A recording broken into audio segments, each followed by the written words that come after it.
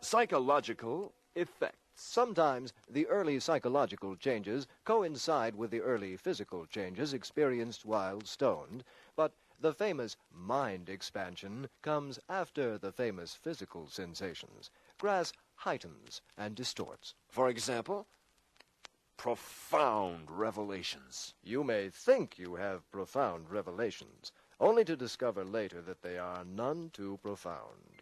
For example, profound revelation number 1. Survival of the species is everybody's business. Profound revelation number 2. No matter how much you may dislike pickles, it is, after all, the only thing you can do with cucumbers. What may cause this magnification of the importance of certain things is that your mind seems to be racing along, and sometimes you find operating a number of levels at once. simultaneously. There is also the fact that you tend to forget everything almost as soon as it happens, and certain thoughts seem to take on secondary and even tertiary. Hey, man, what are you talking about? I think I forgot.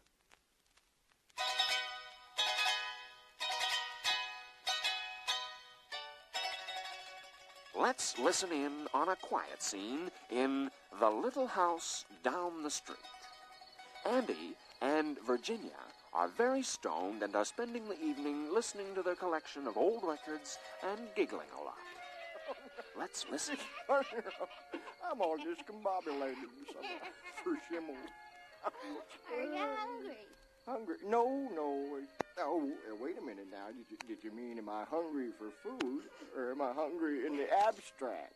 Like hungry for knowledge or adventure? It's my own humor.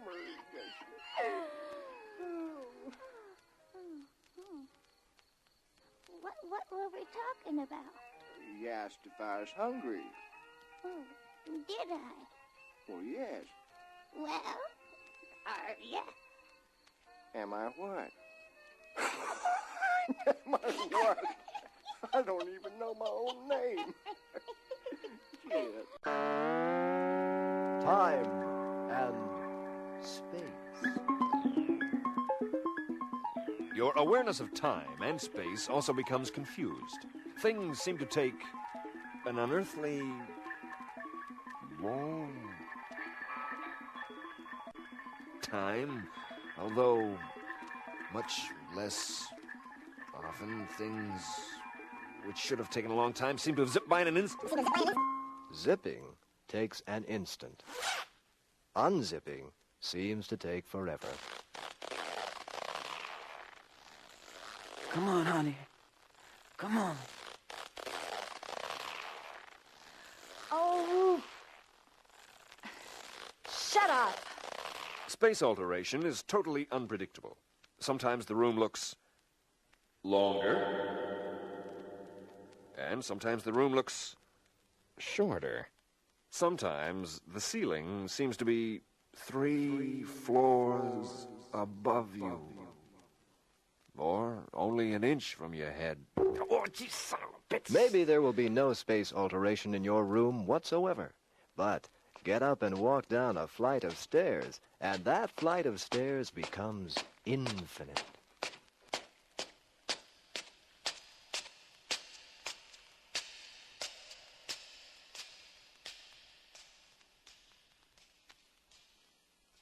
Time disorientation can sometimes cause you needless concern. Who hasn't experienced having his girlfriend say that she's going to the kitchen for some Coke? I'm going to the kitchen. Okay. With some Coke. And then not see her again for 2 days. I wonder whatever happened to, what's her name? After thinking she's accidentally locked herself in the refrigerator or been spirited away by Chinese people, you run into the kitchen and yell, "What's the matter?" Gloria! Gloria, what's the matter? I locked in the refrigerator. Only to realize she's been gone less than a minute.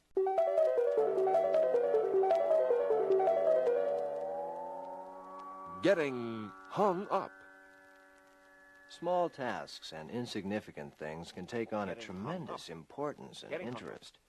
Often you find yourself doing some little thing over and over, like picking lint off your dog, or staring at a tiny, tiny spot on the wall, or playing with something like this little microphone button here that doesn't seem to have very much of a purpose, really, except that it makes a funny noise whenever I push it, you know?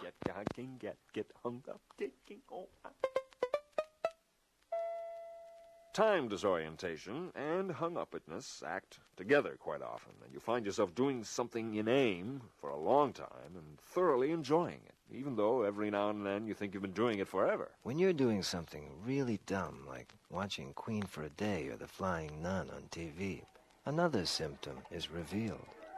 After staring like idiots at the show for 18 minutes, someone will ask, What are we watching this for? Come on. God, that guy's doing a Berlin ballet. Husky and Rom Woyd, 1957. It's rotten, man. It's just terrible. Ron Woyd was the monster, right? No, Rom Woyd was the actor. That's ridiculous. Change it. What, Wait, didn't you just... Hmm?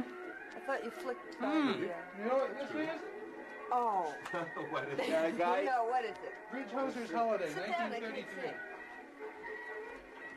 Who's? Bridge Hosier's Holiday.